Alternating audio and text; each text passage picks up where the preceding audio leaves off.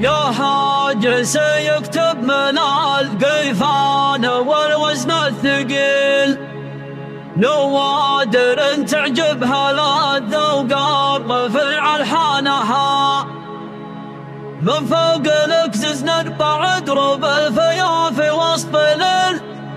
من الحفر إلى طرف نمشي على ميدانها، نمشي على ميدانها.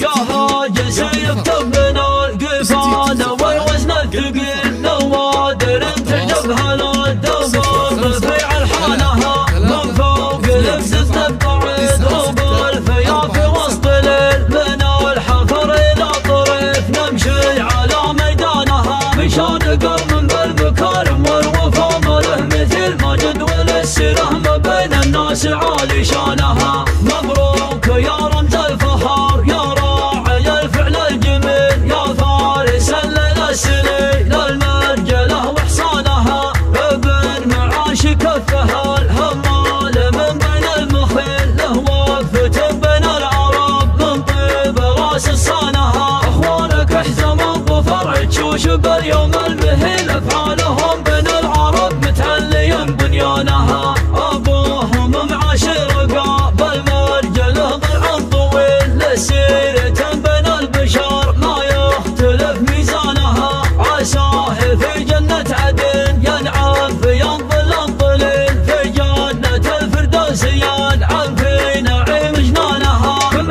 والولان لابه ما ربى فيهم بخيل، اللابه اللي تردع العيال في حدانها، اسمه الرويل ينعرف لا عادل الموقف صهيل، انتم على العليا حقيقة ثابتة بزمانها، واختارها صلوا على الهادي لنا عن كل ميل، عداد خيرة السحاب اللي تهل امتانها. يا حاج سيكتب من القيفان والوزن الثقيل، نوادر تعجبها للذوق رفيع الحانها، من فوق الأكزز نربع دروب الفيافي وسط ليل، من الحفر إلى طرف نمشي على ميدانها، مشان قوم بالمكارم والوفا ما له مثيل، ما جدول السيره ما بين الناس عالي شانها. مبروك يا رمز الفخار يا راعي الفعل الجميل، يا فارس للسليل المرجله وحصانها، ابن معاش كفها الهمال من بين المخيل، له وقفة بين العرب من طيب راس صانها. اخوانك احزموا بفرع تشوش باليوم المهيل، افعالهم بين العرب متعليا بنيانها، ابوهم معاشر قاب المرجله ضلع طويل، لسيرة بين البشر ما يختلف ميزانها، عساه في جنة عدن ينعم في ظل الظليل، في جنة الفردوس ينعم في نعيم جنانها. كم